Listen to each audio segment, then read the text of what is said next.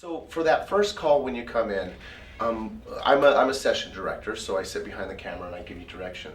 And in the beginning of the day, the casting director and I do sit down and we read the notes that we've received from the director, and we try to get an idea of how can we get the actor to show us all the beats that we need to say, read the dialogue, but not direct them, fine-tune them too much, because we all have our biases.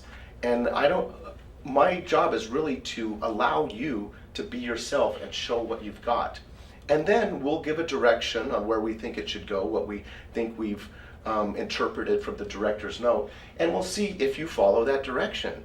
And so when the director receives this at the day, first of all, he's going to get his very first impression of seeing your slate.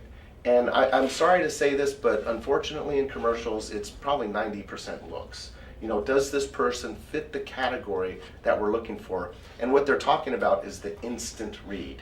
So for example, if we're talking about a chef, we're usually thinking someone who's a bit heavier, wearing a white schmuck and maybe a chef hat.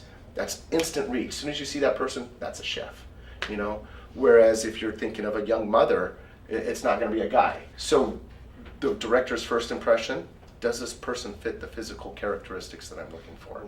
We usually give you a couple of takes, your first take, whatever you thought it was, and then we direct you to what we feel it should have been.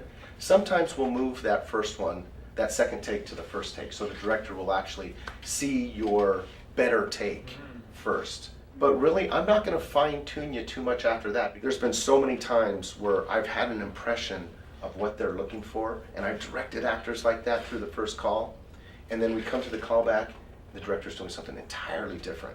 And I read all the notes, I looked at all the sides, and it's something entirely different than what we thought.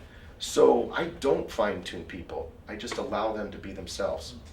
So on that note, it is important to be yourself, you know, and don't be scared to make decisions.